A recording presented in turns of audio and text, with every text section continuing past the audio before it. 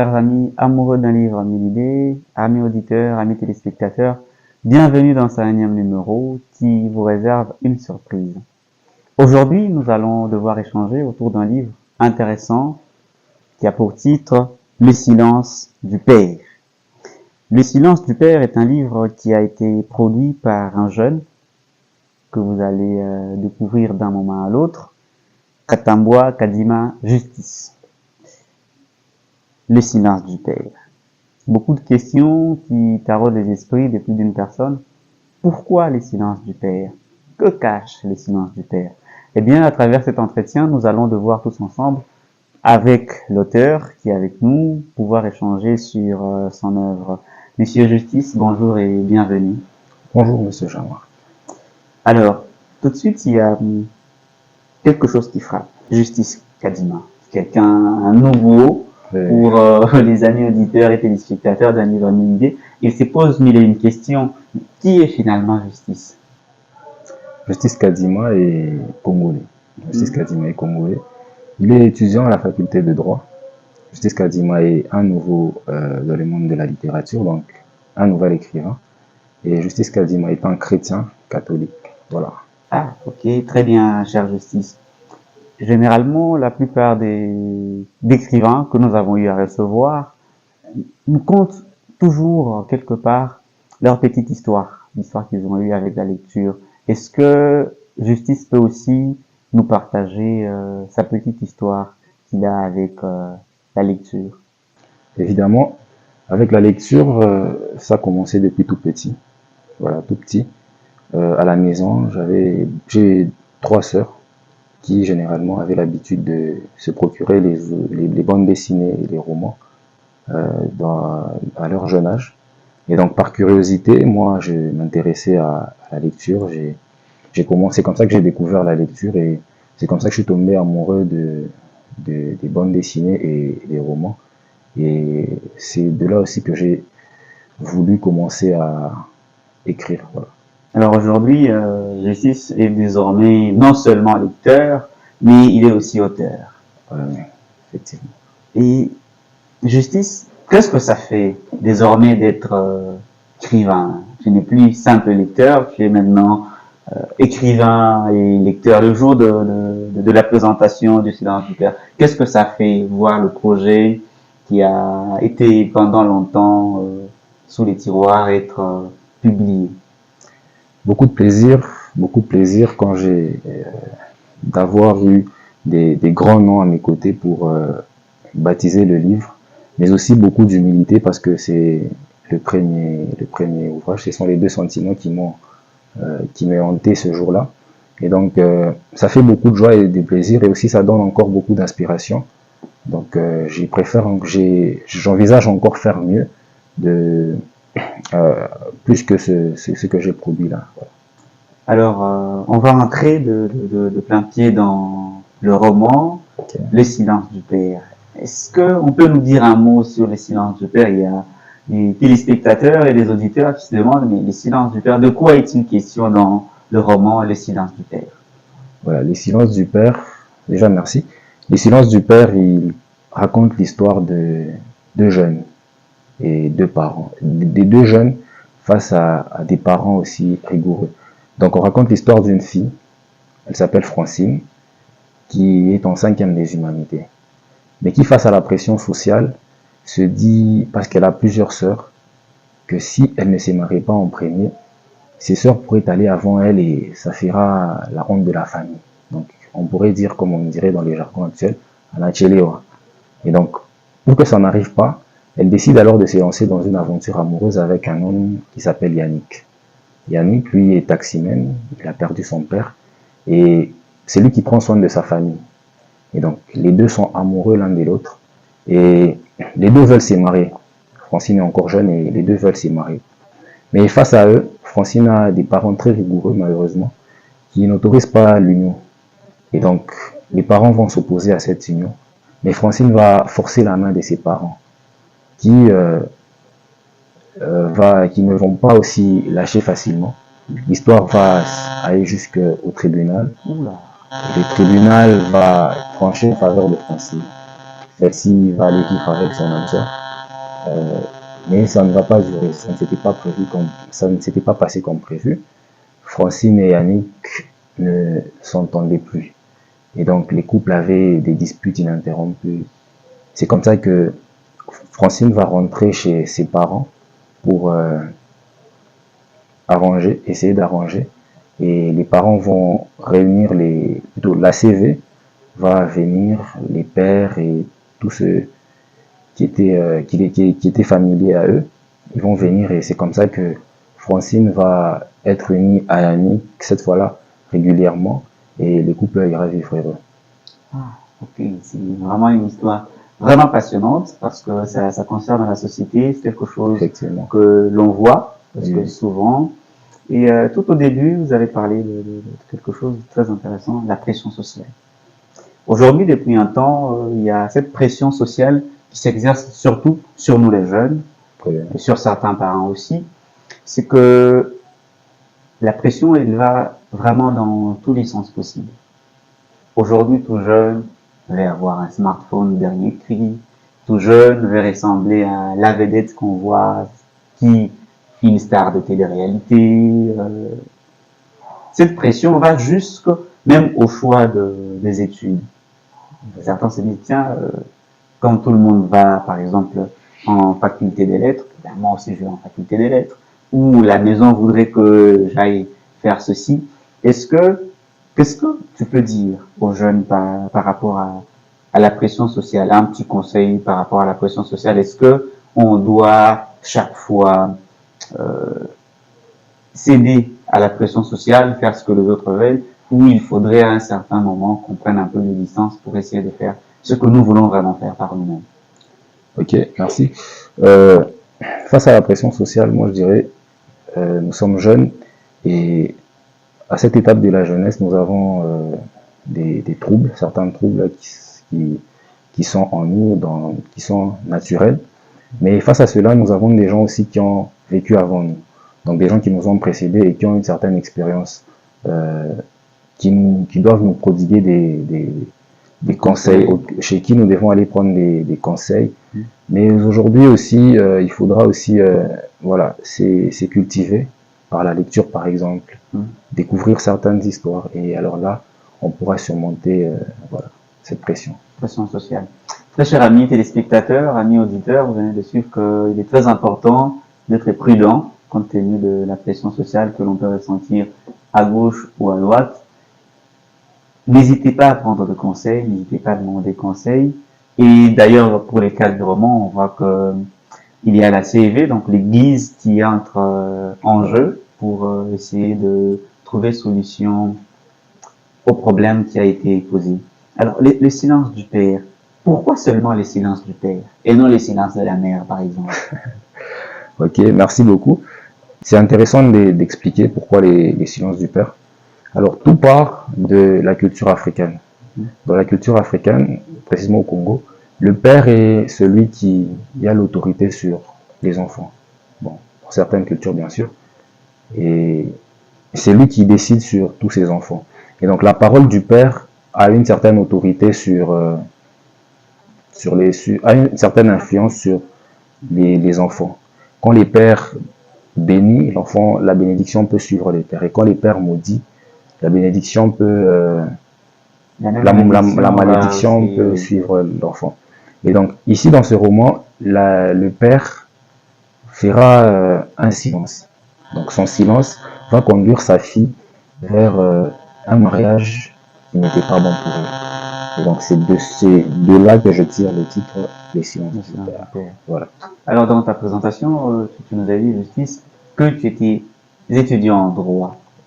Est-ce que lors de la rédaction du roman, parce que il y a certaines séquences très bien détaillées, on va parler de justice, on sait qui fait ci, qui fait ça, il y a le greffier, il y a le juge. Ce sont des notions que tout le monde ne maîtrise pas forcément. Mais on se dit, tiens, qui nous écrit ces romans? C'est un juriste ou quoi? Est-ce que le droit a influencé l'écriture du Silence du Père? Le droit n'a pas influencé l'écriture du Silence du Père. Je suis fils d'un juriste, et donc pendant la rédaction ce roman. J'ai pris quelques conseils. Donc j'ai rédigé les romans et j'ai pris quelques conseils de son côté. Et donc le droit, lors de la rédaction de cet ouvrage, n'a pas influencé du tout.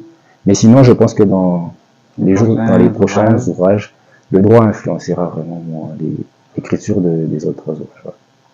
Et en lisant sûrement cet ouvrage, des jeunes qui se retrouvent dans le cas de Yannick et Francine, qui se marient, puis se quittent après un temps, et après il y a l'intervention de la CEV. C'est quoi le regard, par exemple, de la société? Est-ce que on pense forcément qu'ils auront un mariage heureux? Parce que plus tard, un peu, on en parle, ils ont un mariage heureux, ils ont été réunis par l'Église, etc. et tout. Est-ce que le silence du père était aussi une sorte de malédiction, de dire, ben, le mariage ne sera pas un très bon mariage, ils ne seront pas heureux où ils vont aller s'installer, avant que Francine, bien évidemment, revienne en famille pour qu'on puisse arranger la situation. Effectivement, comme je l'ai expliqué quand j'expliquais les titres, les silences du père étaient une sorte de malédiction qui devait suivre les. C'était pas ce silence n'était pas le silence n'était pas à la base de l'échec de ce mariage prématuré.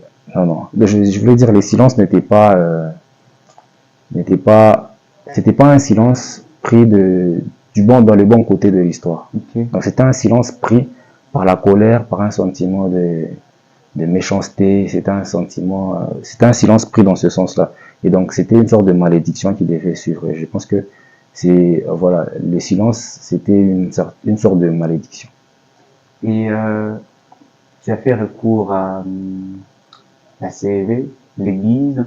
Est-ce que Justice, c'est un écrivain engagé? C'est sûr que c'est encore le début. Oui. Est-ce que Justice, c'est parce qu'en lisant le roman, tout de suite on se dit ça c'est quelqu'un d'engagé. Est-ce que il va continuer sur cette lancée-là? Il va changer de style après? Déjà au départ, je l'ai écrit tout jeune encore, et donc j'ai appris beaucoup après avoir publié cet ouvrage. Et je pense que je vais continuer. Et comme vous l'avez dit, je vais essayer d'améliorer et m'orienter vers aussi d'autres formes d'écriture. Que représente par exemple pour toi l'Église? Parce que dans le roman, on voit que l'Église, c'est une sorte de juge dans le sens où l'Église vient intervenir pour apporter solution aux problèmes. On a vu qu'on est passé par le truchement de la CEV, notamment pour le cas de Francine et Justice. Mais ce serait quoi, par exemple, la représentation de, qu'est-ce que je dis, Francine et Yannick, pas Francine et Justice? Quelle serait, c'est quoi, quelle représente pour toi l'Église? Est-ce que c'est, parce que là, on voit que l'Église est intervenue en un bon conseiller qui a apporté solution et paix à ces deux familles. Est-ce que quand on a des difficultés, quand on a des problèmes de ce type-là, on peut toutefois les exposer à l'Église pour essayer de trouver des solutions? Oui, effectivement, on peut les exposer à l'Église parce que l'Église, au-delà d'être plus spirituelle, l'Église vit dans une société. Et donc, elle doit aussi influencer cette société en prônant les valeurs, donc en encadrant les valeurs qu'elle prône. Donc, l'Église doit aussi recevoir ce genre de cas et donner des conseils parce qu'elle est là aussi pour ça. Donc, dans sa mission, il y a aussi cette partie-là. Et on a vu, si on rentre dans le roman, que les deux jeunes prétendants n'étant pas satisfaits de la réponse des parents, oui. Ils se décident tout de suite de saisir l'officier de justice. Ils vont rester en justice, essayer de trouver solution. Est-ce que c'est forcément, et là je vais poser la question, comme tu es en formation de droit. Est-ce que c'est forcément un bon procédé quand il y a des discordes en famille, de toujours ou de directement aller en justice, ou il y a d'autres moyens par lesquels on peut passer avant de finalement aller vers la justice? Euh, à mon avis, passer par la justice quand on est en famille, ce n'est pas toujours bien parce que ça donne aussi une mauvaise image de la famille. Ça donne une mauvaise image de la famille. Et est-ce qu'il y a d'autres procédés? Oui, effectivement. Vous verrez que dans le roman, je parle du conseil de famille. Et donc, nous sommes africains et la famille, c'est quelque chose de sacré. Alors, il y a d'abord les membres des familles qu'on peut réunir au niveau élargi afin de venir essayer de trancher cela entre nous parce que toujours le fait d'aller en justice peut susciter des mauvais commentaires, peut donner une mauvaise attention sur la famille. Voilà. Est-ce que dans le cas où, dans le cas de Yannick, Yannick qui perd son père et qui subvient aux besoins de sa famille et va même se présenter à la famille, mais ils ne sont pas reçus. Est-ce que c'est un bon comportement de parents? Ce n'est pas un danger pour la famille, parce que les gens, forcément, dans la cité, vont en parler, va dire, mais la famille de Francine, on a vu qu'il y a un prétendant qui est venu, et malheureusement, on ne l'a pas reçu parce que, soi-disant, etc. Il y a forcément deux choses qui vont se dire, même si tout le monde ne connaîtra pas la vérité. Est-ce que c'est pour l'image d'abord de la famille, est-ce que ce n'est pas prudent que les parents aient un tel comportement? Il faudrait peut-être qu'ils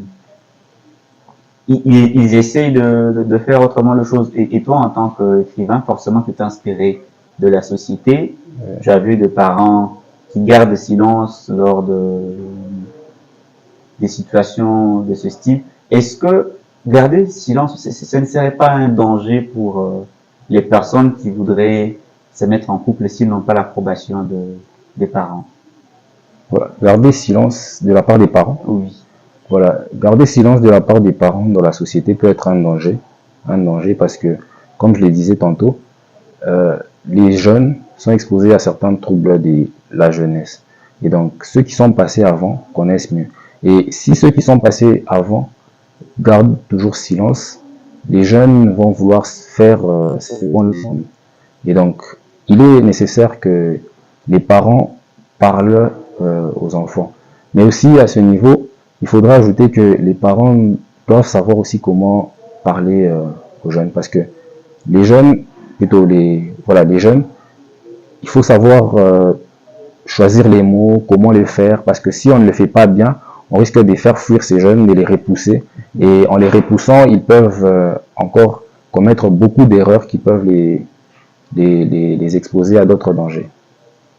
Et l'encadrement des jeunes, ça relève de beaucoup de paramètres, notamment il y a la famille qui doit s'en occuper, il y a l'église qui doit s'en occuper.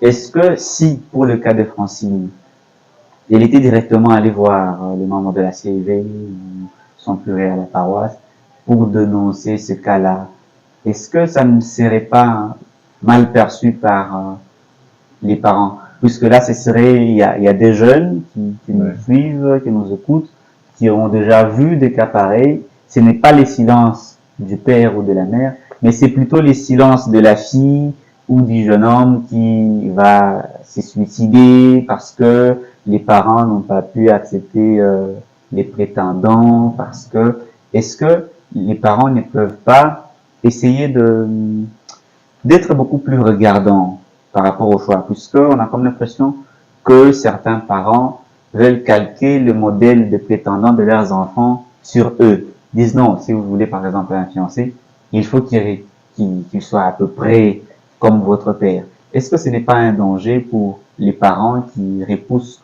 à tout moment les prétendants qui viennent pour leur fille ou pour leurs enfants? Face à cette question, je dirais c'est un danger. C'est un danger de toujours vouloir nous on a voulu. Vous voyez, il y a par exemple, une mère qui peut se dire, moi j'aurais aimé me marier à cette catégorie d'hommes. Et donc pour sa fille, elle veut vraiment que sa fille se marie à cette catégorie d'hommes-là. Et ça peut être un danger parce que la fille, elle est à la recherche du bonheur premièrement. Elle a besoin de son propre bonheur. Ce n'est pas le bonheur de sa mère d'abord. C'est aussi après, mais d'abord c'est son propre bonheur. Et donc les parents, l'effet d'imposer aux enfants pourrait limiter leur bonheur. Seulement, les parents doivent encadrer les choix sur des valeurs. Ils doivent le faire ils doivent orienter leurs enfants à partir de certains principes. Par exemple, quelqu'un qui prie, qui travaille, mais pas essayer de limiter les choix sur des perceptions subjectives. Voilà. Et aujourd'hui, nous sommes à l'ère du numérique. On voit sur les réseaux des influenceuses, des influenceurs, il y a tellement une forte pression sociale. Je voudrais qu'on revienne encore à la pression. Okay.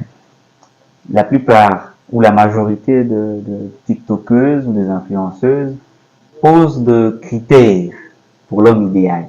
Il faut qu'il ait un salaire d'autant, il faut qu'il ait une voiture, qu'il ait une maison, il faut qu'il soit beau, qu'il soit musclé, tellement beaucoup de critères que forcément tous les hommes de la société n'ont pas.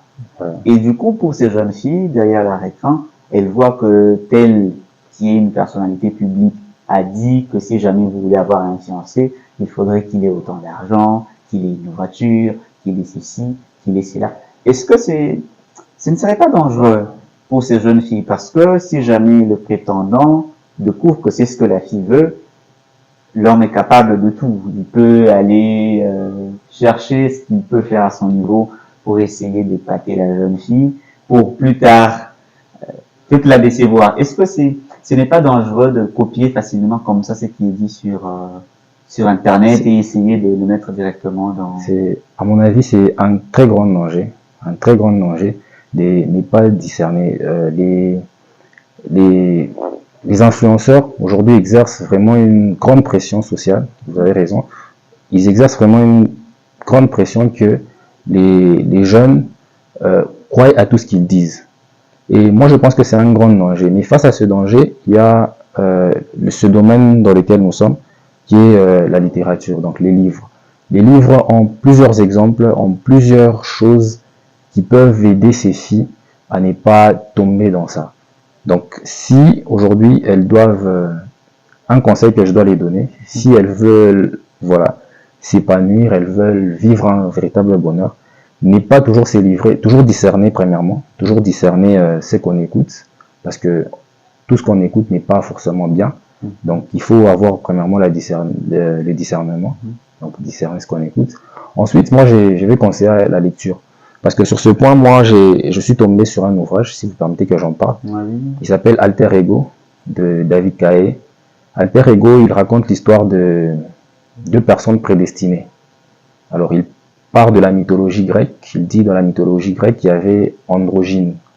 Androgyne, c'était la mixture de l'homme et de la femme. Donc, androgyne avait quatre bras, quatre jambes. Et Zeus, voyant que Androgyne allait remplacer Zeus avait décidé qu'on découpe Androgyne en deux. Et on les avait découpés en deux, on les avait éparpillés sur la terre. Et selon la mythologie grecque, toute personne qui retrouverait cette personne sera forte. Donc, si vous retrouvez cette personne sur cette terre, vous deviendrez forte. Et dans ce livre, David Cahe prône l'amour véritable. Donc, il prône l'amour véritable. Et c'est par ces genres de livres qu'on pourrait aussi échapper à cette pression-là des influenceurs ou tout ça. Donc, la littérature a aussi quelque chose qu'elle peut apporter pour changer ça. Et Justice, en écrivant, quand tu te lances dans l'écriture, aujourd'hui c'est Le silence du père dont il est question, demain ça sera un autre ouvrage, ça sera des recueils de poèmes, ça sera un essai. Qu'est-ce que tu attends de la société? Est-ce que tu voudrais en lisant ton livre, tu voudrais qu'elle change, ou tu voudrais qu'elle se révolte, tu voudrais qu'elle soit de plus en plus instruite, ou tu voudrais qu'elle fasse quoi en lisant ton livre? Qu'est-ce que tu veux, qu'est-ce que tu attends de la société? Voilà. De la société, j'attends qu'elle tire des leçons. Parce que il y a des ouvrages en chantier et j'ai l'impression que quand j'écris, j'y laisse les gens tirer des conclusions eux-mêmes à la fin. Vous lirez, quand vous lisez Le silence du père, vous avez à la fin de la lecture une sorte de leçon morale en vous qui reste automatiquement. Et donc de la société, moi j'attends qu'elle puisse tirer à chaque fois qu'elle me lit une leçon de vie et qu'elle puisse se transformer. Parce qu'aujourd'hui, vous savez, je disais au début que à la maison, il y avait beaucoup de romans qui venaient, des bandes dessinées. Mais aujourd'hui, c'est rare de voir les jeunes entrer dans la bibliothèque. C'est plutôt les vieux qui ont tellement lu qui viennent payer des livres. Et donc, c'est un peu ça. Et aujourd'hui, nous sommes dans cette société-là de technologie. Un conseil à donner à nos téléspectateurs, à nos auditeurs, parce que nous sommes jeunes, et il y a le livre qui est là. Quel conseil que tu peux donner par rapport à la lecture? Il y en a qui vont se dire, est-ce que c'est important de lire, de mettre à lire un livre? C'est beaucoup plus plaisant d'être devant une série, devant un film. C'est beaucoup plus plaisant de scroller son téléphone sur des réseaux sociaux. Est-ce que c'est vraiment important de me mettre à lire un livre? Très important, même. C'est très important de se mettre à lire un livre parce que dans les livres, on apprend. On apprend et il faut, plus on apprend, plus on développe nos facultés. Et donc moi je dirais, c'est très très important de lire en tout cas. C'est vrai qu'aujourd'hui, se mettre devant Netflix donne beaucoup plus d'attention que prendre un livre et commencer à lire. Moi je dirais aussi, il y a le choix du livre. Donc on devrait aussi, il y a des livres qui parlent de beaucoup de choses. Il y a des livres qui racontent l'histoire sur la spiritualité, et chacun doit choisir un livre qui parle de son domaine. Et à partir de ça, il va apprendre et va vraiment développer beaucoup d'histoires qu'il n'aurait pas peut-être développé avec les films. Voilà. Alors, très chers amis auditeurs, amis téléspectateurs, vous avez entendu que c'est très important de s'instruire. Et s'instruire passe notamment par la lecture. Si vous faites un petit tour sur notre page YouTube, Un livre, 1000 idées, il y a justement une émission qui a été réalisée sur cela, les trésors cachés dans la lecture. N'hésitez pas à aller faire un petit tour là-dessus et surtout à vous abonner et à partager les liens avec d'autres personnes. Alors, Justice, quand on parle du silence du père, il y a ces jeunes qui nous regardent, ces jeunes qui nous écoutent, qui se disent, tiens, un jour, moi aussi, j'aimerais écrire, j'aimerais devenir auteur, à l'instar de Justice. Est-ce qu'il y a un conseil que Justice peut donner à ces jeunes qui sont en train de nous regarder et de nous écouter, un conseil par rapport à l'écriture? Comment est-ce que Justice a fait pour s'élancer? Il y a forcément ces jeunes-là qui a déjà de notes, de papier à gauche et à droite, mais il hésite encore à s'élancer. Qu'est-ce que Justice peut dire à ces jeunes? Voilà, à ces jeunes, je dirais, tout commence par la lecture. Tout commence par la lecture. Vous comprenez que je reviens beaucoup plus sur la lecture. Quelqu'un m'a dit une fois que l'on écrit ce qu'on a lu. C'est très difficile de voir quelqu'un qui n'a pas lu Victor Hugo écrire comme Victor Hugo.